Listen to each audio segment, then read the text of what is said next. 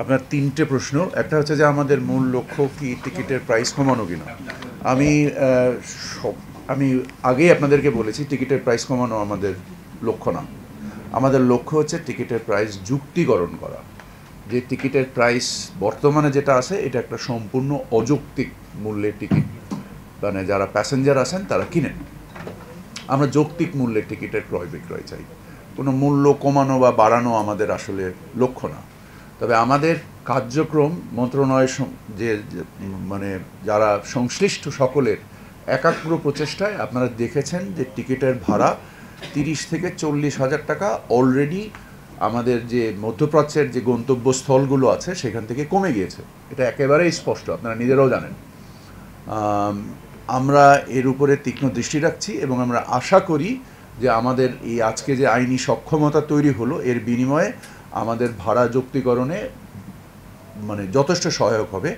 শুধু যে আমাদের দ্বারা এটা হবে তা না, আমার ধারণা আমাদের যে ট্রাভেল এজেন্সি ভাই বোনেরা যারা ব্যবসা করেন তারা ওনারা যখন সঠিক সুন্দরভাবে বাজারে প্রতিযোগিতা মূল্যে ব্যবসাটা করবেন,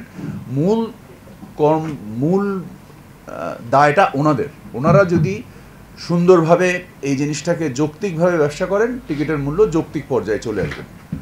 আর আমাদের যে সক্ষমতা তৈরি হলো এই সক্ষমতাকে আমরা যত সুন্দরভাবে ব্যবহার করতে পারবো যৌক্তিকতা তত বেশি প্রকাশিত হবে। আপনার দ্বিতীয় প্রশ্ন হচ্ছে যে জিডিএস না, এটা আসলে আপনি হয়তো জিএসএ বোঝাতে চেয়েছেন। জিএসএ স্থানীয় কাউকেই বাধ্য করা হয়নি, স্থানীয় কোনো প্রতিষ্ঠানকে বাধ্য করা হয়নি, আন্তর্জাতিক কোনো প্রতিষ্ঠানকেই বাধ্য করা হয়নি। বলা হয়েছে যে স্থানীয় প্রতিষ্ঠান যদি মনে করেন ওনারা জিএসএ নিতে চান ওনারা নিতে পারেন।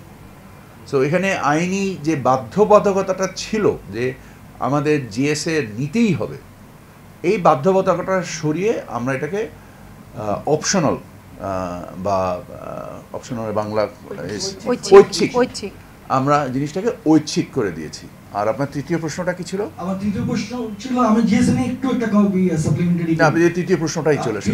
তৃতীয় প্রশ্নটা হচ্ছে যে B2B কি করা যাবে কিনা, এখানে থাকবে কিনা? অবশ্যই যদি না করা যায় না সেটা আমার প্রশ্ন না। আমার প্রশ্ন হচ্ছে আমার এখানে আয়াটা অ্যাপ্রুভড এজেন্সি 700, আপনার মিনিস্ট্রির অ্যাপ্রুভড এজেন্সি 5000। যদি এটা হয় তাহলে কালকে থেকে 4000 ট্রাভেল এজেন্সি বন্ধ হয়ে যাবে। এটাকে আপনারা কিভাবে অ্যাড্রেস করছেন? কারণ আয়টা পেতে হলে এখন প্রায় 37 লাখ or nearly 40 লাখ টাকা জমা দিতে হয়। সো যেহেতু আপনার ইন্টারিম গভর্নমেন্টের প্রফেসর মোহাম্মদ ইউনূসের একটা বড় objective to create entrepreneur, so এই অ্যামেন্ডমেন্ট কি ওইটার এগেইনস্টে যাচ্ছে কিনা? আচ্ছা, প্রথম জবাব হচ্ছে যে B2B বা মানে ব্যবসার থেকে ব্যবসা, অথবা যদি আমরা আরও সহজে বলি যে একটা ট্রাভেল এজেন্সি আর একটা ট্রাভেল এজেন্সির কাছে টিকিট বিক্রি করতে পারবে কিনা, উত্তর হচ্ছে পারবে না। কারণ ট্রাভেল এজেন্সি কোনো আড়তদারি ব্যবসা না। আমরা এই আড়তদারি ব্যবসাটাকে বন্ধ করতে চাই এবং এই আড়তদারি ব্যবসার মাধ্যমেই এই টিকিট নৈরাজ্যের প্রাথমিক স্তম্ভ আকারে কাজ করে। সো আমরা এটাকে বন্ধ করে দিতে চাই। দ্বিতীয় হচ্ছে যে আয়টা অ্যাপ্রুভড বা আমাদের মন্ত্রণালয় কর্তৃক অ্যাপ্রুভড। সিম্পল অ্যান্সার হচ্ছে যে পাসপোর্ট আপনাকে রাষ্ট্র দেয়, কিন্তু ভিসা যে রাষ্ট্র দিবে সেটা তাদের দায়, এটা তো আমাদের দায় না। সো আমাদের নিবন্ধন মানেই যে আপনি আয়টা তো বাংলাদেশি কোনো প্রতিষ্ঠান না, আয়টা একটা আন্তর্জাতিক প্রতিষ্ঠান। সো ওই আন্তর্জাতিক প্রতিষ্ঠানের সাথে আপনার ব্যবসায়িক কার্যক্রম কি হবে সেটা সম্পূর্ণ একটা দ্বিপাক্ষিক বিষয়, এখানে আমাদের কোনো রোল নাই। আর আমাদের মৌলিক উদ্দেশ্য যেটা আমরা বলেছি সেটা হচ্ছে যাত্রীর স্বার্থ এবং যাত্রীর অধিকার রক্ষা করা। বিশেষত আমাদের যারা মানে শ্রমিক যারা বিদেশে কাজ করে, আমরা যদিও সকল যাত্রী আমাদের উদ্দেশ্য, কিন্তু আমরা প্রতারিত হন মূলত আমাদের এই মানে প্রবাসী যারা মধ্যপ্রাচ্যগামী যারা আছেন ওনাদের স্বার্থে। ওনাদের সংখ্যা 2 কোটির অধিক, আর আপনি 6000 লোক নিয়ে কথা বলছেন।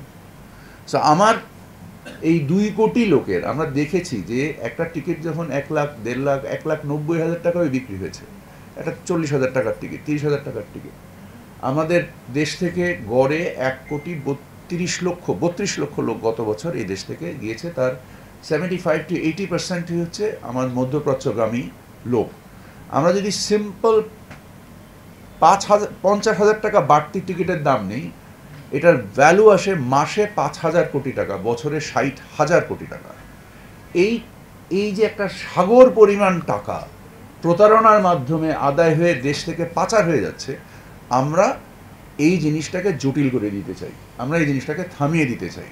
সো এটার জন্য আমাদের যত ধরনের পদক্ষেপ নিতে হবে। একটা উদ্দেশ্য হচ্ছে দেশ থেকে এই পাচার রোধ করা, প্রথম উদ্দেশ্য হচ্ছে যে এই মধ্যপ্রাচ্যগামী যারা শ্রমিক আছেন তাদের স্বার্থ রক্ষা করা, তাদের অধিকার রক্ষা করা, তাদের প্রতারণা বন্ধ করা।